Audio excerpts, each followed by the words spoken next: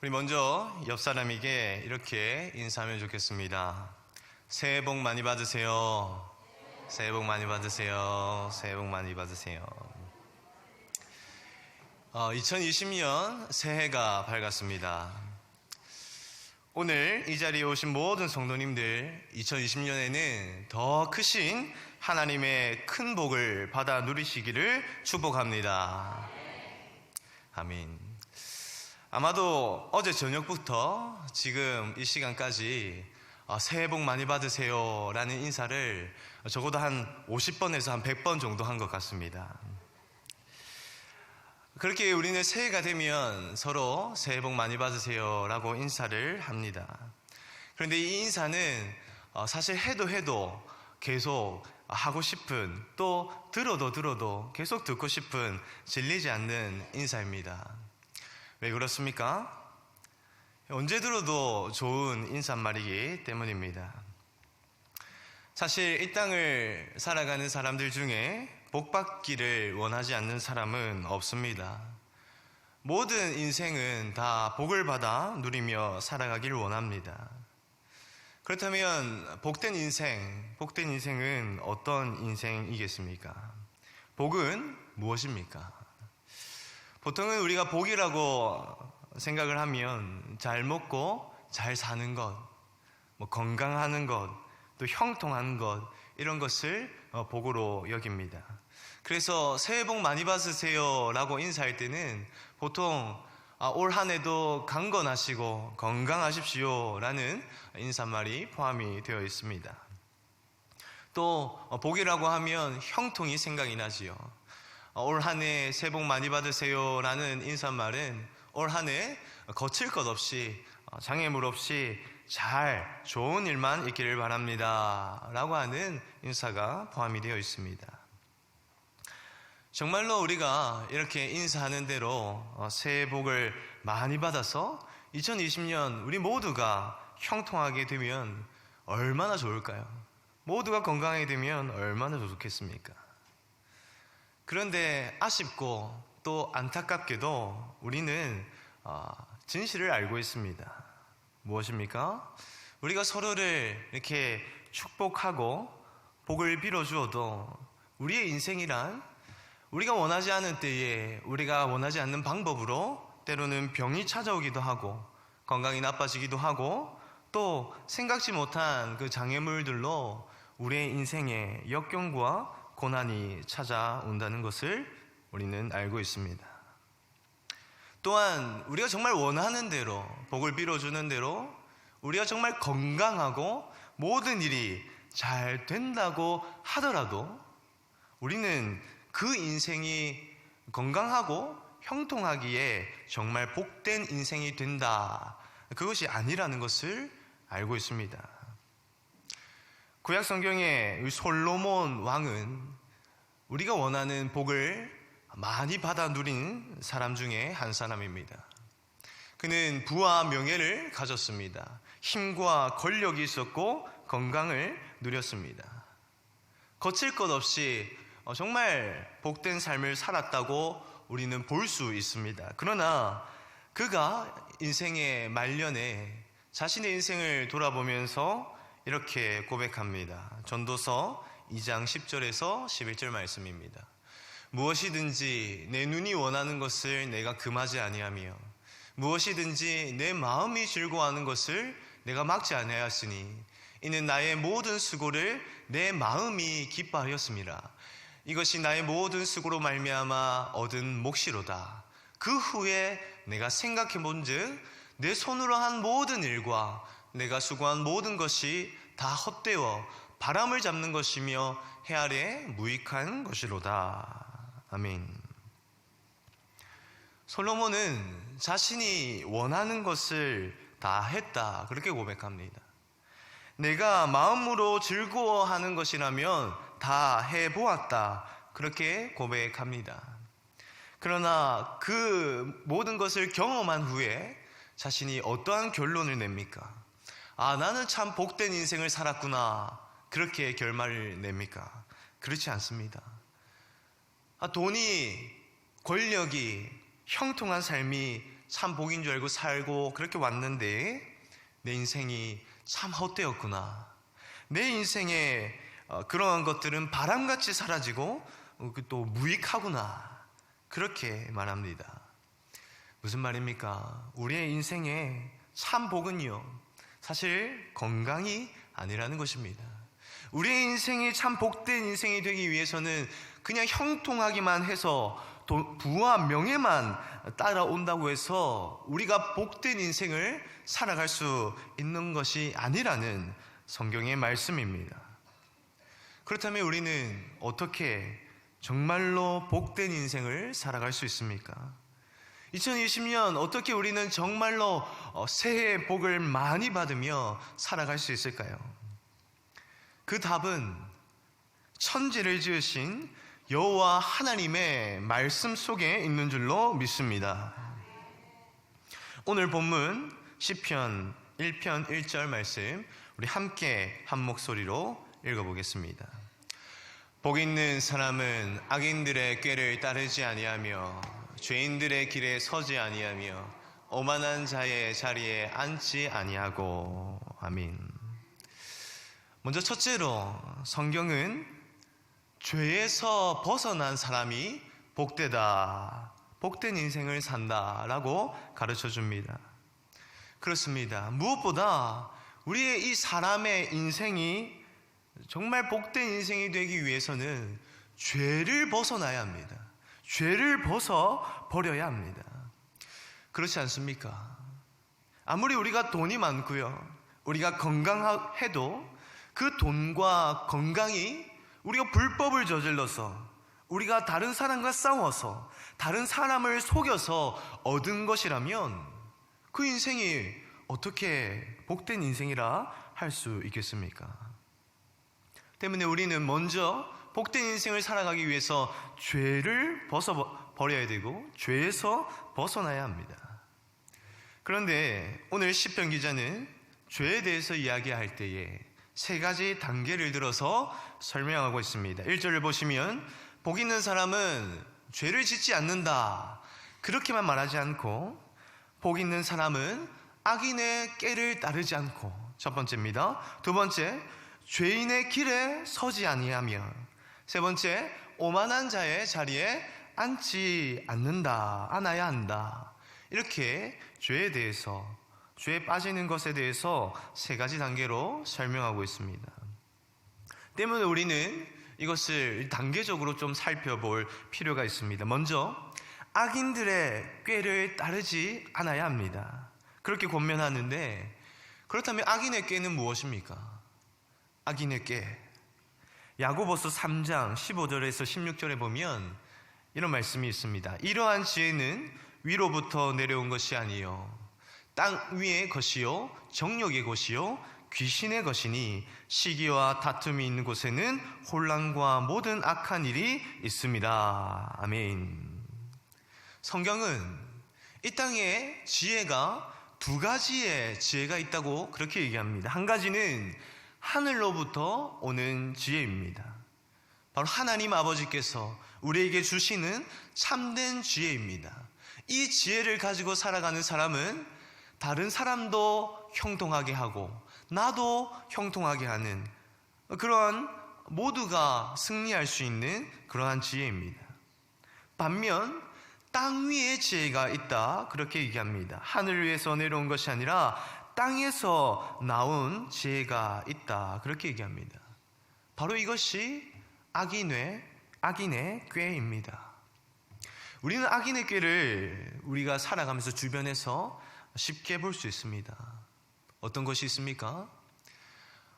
교묘한 방법으로 탈세하는 것, 보이지 않게 은근슬쩍 뇌물 주어서 자신의 이득을 취하는 것, 저렴하고 싼 것을 교묘하게 바꾸어서 비싸게 파는 것, 그러한 것들이 악인의 꾀라고 할 수 있습니다. 이 악인의 꾀는 정말로 무섭습니다. 왜 무섭냐 하면 이 악인의 꾀는 너무 쉽기 때문입니다. 사실 우리가 살인, 간음, 폭행, 절도 같은 이러한 죄를 짓는 것은 쉽지 않습니다. 왜냐하면 그러한 죄는 우리는 세상 속에서도 처벌을 받고, 또한 그러한 죄들은 우리에게 벗어버릴 수 없는 큰 죄책감을 주기 때문에 우리는 그 죄는 쉽게 범하지 못합니다.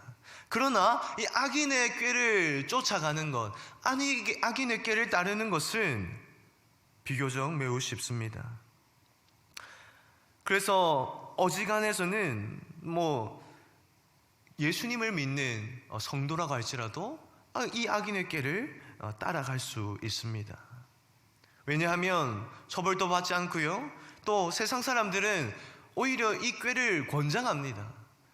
그리고 악인의 꾀를 따르지 않겠다, 나는 정직하게 하나님의 말씀대로 살겠다, 그렇게 말하는 사람들에게 세상 사람들은 비아냥거립니다. 너는 아직 세상 물정 모르는구나, 바보 같구나, 미련하구나, 그렇게 해서 이 험한 세상 어떻게 살아갈래, 그렇게 말하기도 합니다. 그래서 우리는 이 악인의 꾀는 비교적 쉽게 그렇게 빠지게 됩니다. 따라가게 됩니다. 그러나 만약 우리에게 그 악인의 꾀를 따르는 부분이 조금이라도 있다면 우리는 얼른 정신을 차리고 그 꾀에서 발을 빼야 합니다.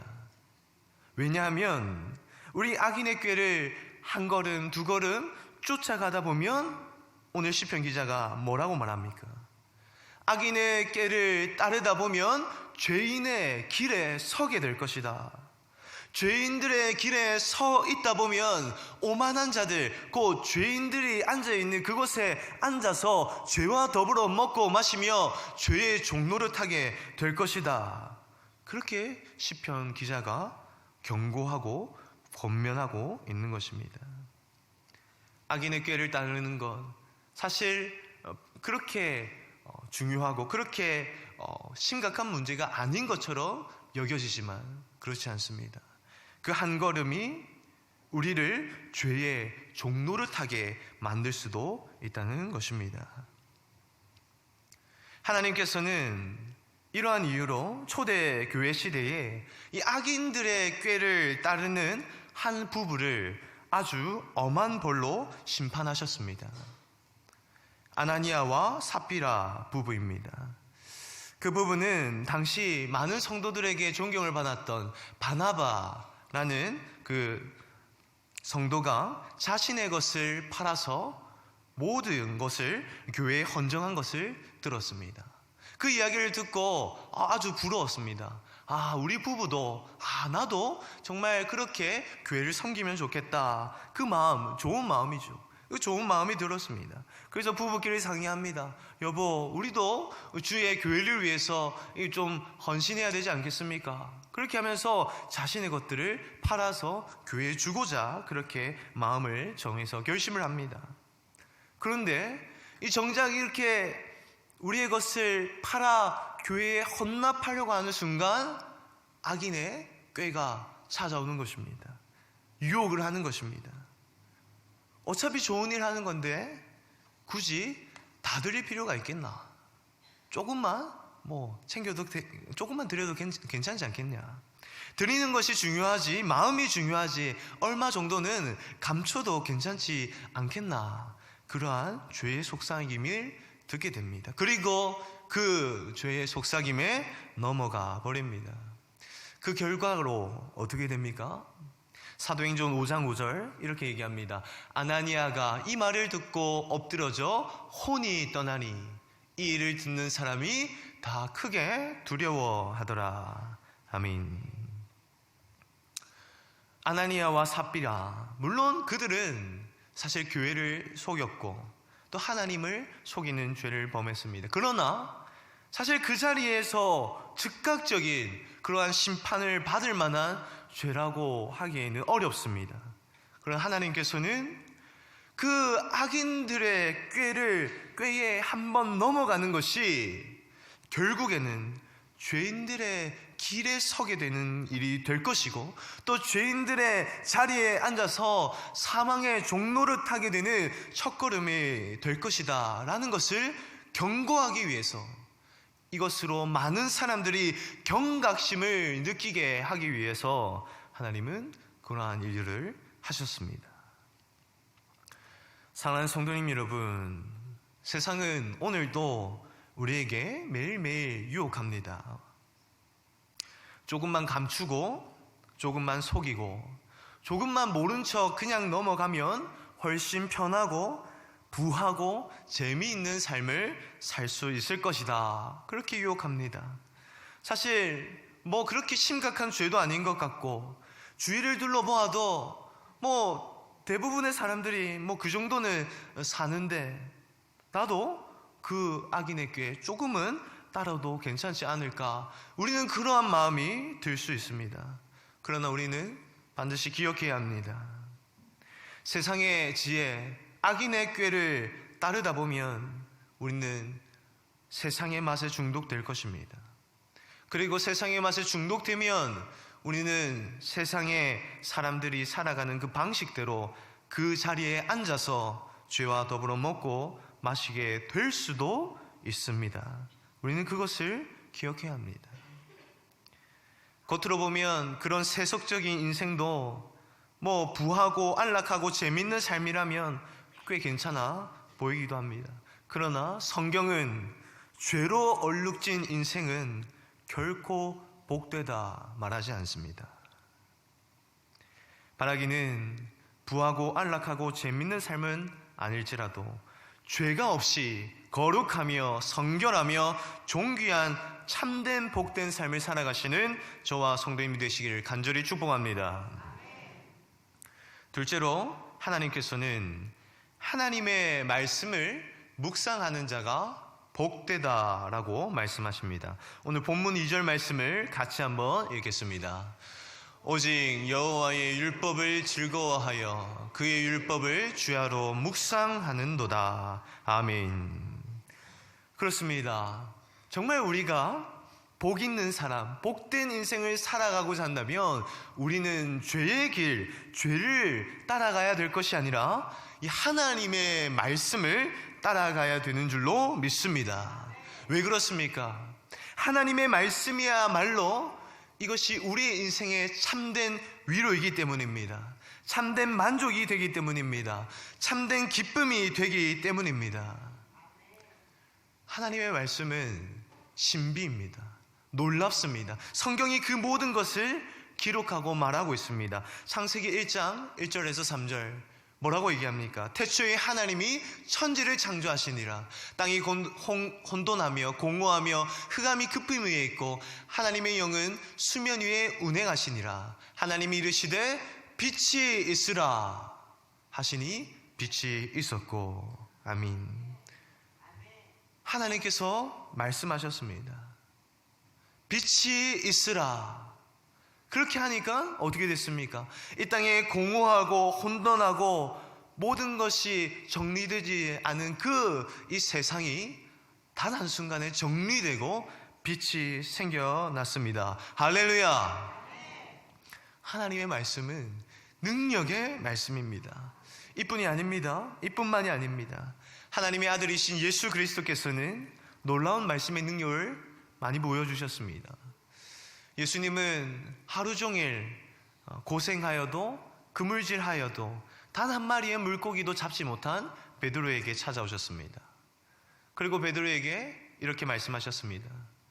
깊은 곳에 가서 그물을 던져라. 그때 베드로는 이렇게 대답합니다. 선생님, 제가 오늘 밤새도록 그물질을 하였습니다. 정말 수고 많이 하였습니다. 그런데 한 마리도 잡히지 않았습니다. 그 말이 무슨 말입니까? 여러분, 베드로는 그냥 취미로 낚시하는 사람이 아니었습니다. 20년 동안 갈릴리 그 호수에서 어렸을 때부터 아버지에게 배워서 그물질을 했던 사람입니다. 그런데 그가 밤새도록 그물질을 했는데 한 마리도 잡히지 않았다는 것은 이제 무슨 일을 해도 물고기는 잡을 수 없는 상황이라는 사실입니다. 그래서 이제 해도 헛수고라는 말이죠. 안 된다는 말입니다. 그러나 베드로가 뭐라고 얘기합니까? 내가 밤이 새도록 수고하였으되 잡은 것이 없지만은 말씀에 의지하여 내가 그물을 내리리이다. 말씀에 의지하여 내가 그물을 내리리이다. 그렇게 말합니다. 베드로는 하나님의 말씀에, 예수님의 말씀에 순종하여 그물을 내립니다. 어떤 결과가 일어납니까? 누가복음 5장 6절에 그렇게 하니 고기를 잡은 것이 심히 많아 그물이 찢어지는지라. 할렐루야. 여러분, 어떻게 이런 일이 가능합니까? 될 수 없는 일, 할 수 없는 일이 하나님의 말씀 한마디에 빛이 생기고, 안 잡히던 고기가 잡히고, 병든 자가 치료되고, 죽은 자가 살아나게 되는 역사들, 어떻게 이것이 가능합니까? 하나님의 말씀은 살아있는 말씀이기 때문입니다. 우리 히브리서 4장 12절 말씀 우리 함께 같이 한번 읽어보겠습니다. 하나님의 말씀은 살아있고 활력이 있어 자유의 날선 어떤 검보다도 예리하여 혼과 영과 및 관절과 골수를 찔러 쪼개기까지 하며 또 마음의 생각과 뜻을 판단하나니. 아멘. 하나님의 말씀은 살아있는 말씀입니다. 하나님의 말씀은 활력이 있어서 우리의 영과 혼과 골수와 관절을 찔러 쪼개어 변화시키는 능력의 말씀인 줄 믿습니다. 이 능력의 말씀을 주야로 묵상하고 이 능력의 말씀을 즐거워하는 사람이 어찌 그 말씀의 복을 받지 않을 수가 있겠습니까? 우리 오늘 본문 3절 말씀을 함께 확인해 보겠습니다. 그는 시냇가에 심은 나무가 철을 따라 열매를 맺으며 그 잎사귀가 마르지 아니함 같으니 그가 하는 모든 일이 다 형통하리로다. 아멘. 하나님의 말씀을 전능하신 하나님의 말씀인 줄 믿고 밤낮으로 묵상하는 자는 바로 이러한 복을 받습니다. 마치 나무가 시냇가 옆에 심겨져서 그 시냇가에서 날마다 영양분과 그 물을 공급받는 것처럼 하나님의 말씀을 주야로 묵상하는 성도는 날마다 주의 은혜로운 그 은혜를 체험하고 경험하게 된다는 것입니다. 그리하여서 비가 불고 비가 내리고 바람이 불고 풍랑이 일고 폭풍이 쳐도 끄떡하지 않는 시냇가에 심은 나무처럼 성도도 이와 같이 모든 고난과 역경 가운데서도 하나님의 말씀 때문에 복된 삶을 살아간다, 그렇게 말씀하는 것입니다. 그런데 우리가 한 가지 기억할 것이 있습니다. 그것은 하나님께서 말씀을 묵상하는 자 내가 온실 속에 화초가 되게 하리라, 그렇게 말씀하지 않았다라는 것을 기억해야 됩니다. 무슨 차이가 있습니까? 온실 속의 화초와 시냇가에 심은 나무가 어떠한 차이가 있습니까?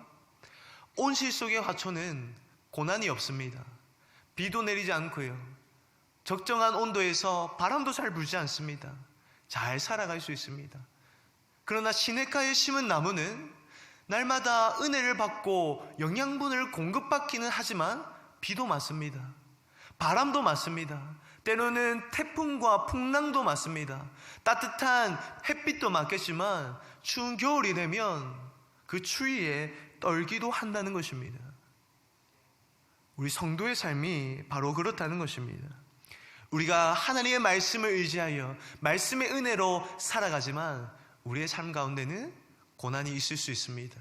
역경이 있을 수 있습니다. 그러나 말씀을 사모하고 말씀의 은혜로 살아가는 자는 바울이 고린도전서 10장 13절을 고백하듯이 시험 당할 즈음에 반드시 피할 길을 내어주시는 그 하나님의 은혜를 얻는 것입니다. 시편 40편 2절에 고백하듯이, 시편 기자가 고백하듯이 기가 막힐 웅덩이에 빠져 있을 때에도 그 수렁에서 건져주시는 여호와 하나님의 은혜를 받아 살아가는 줄로 믿습니다. 바로 하나님의 말씀을 붙드는 성도들에게 그 은혜가 있다는 것입니다. 사랑하는 성도님 여러분, 서두에 우리 한번 인사했던 것처럼 좌우에 또 앞뒤에 계신 성도님들과 한번 인사하겠습니다. 새해 복 많이 받으세요. 새해 복 많이 받으세요. 새해 복 많이 받으세요. 어떻습니까? 이 말씀을 듣기 전 인사와 또 말씀을 듣고 나서 인사가 조금 다르지 않습니까? 저는 진심으로 여기 계신 사익동 교회 모든 성도님들이 정말 하나님의 그 온전하신 형통의 복, 또 건강의 복을 받아 누리기를 간절히 바라고 축복합니다. 그러나 그 앞서 더 바라고 더 기도하고 더 원하는 것은 올 한 해 우리 모든 성도님들이 우리를 얽매는 죄의 사실들을 벗어버리고, 그리고 하나님의 말씀을 붙들고 하나님 주시는 하늘의 복으로 살아가시는 더 풍성한 은혜를 누리시기를 간절히 바라고 축복합니다. 때로는 우리가 세상 사람들을 바라볼 때에 그들은 세상의 지혜로, 세상의 꾀로 살아가면서 잘 먹고 잘 사는 것처럼 보일 때도 있습니다. 그들은 죄를 지으며 살아가도 이 예수 믿는 나보다 더 나은 생활을 하고 더 잘 지내는 것 같은 그런 모습을 보일 때가 있습니다. 그러나 실상은 그렇지 않습니다. 악인들의 형통은 영원한 형통이 아니라 바람에 흩날리는 먼지처럼 곧 사라질 그러한 형통이라는 것을 기억해야 합니다. 그러나 이 죄를 벗어버리고 하나님 말씀을 붙들고 주님과 동행하며 살아가는 그 복을 누리는 사람은 영원한 복을 누리며 하늘 영광을 누리며 살아가는 귀한 성도가 되는 줄로 믿습니다.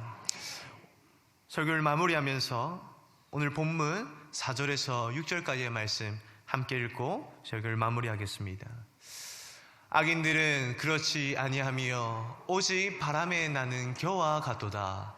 그러므로 악인들은 심판을 견디지 못하며 죄인들이 의인들의 모임에 들지 못하리로다.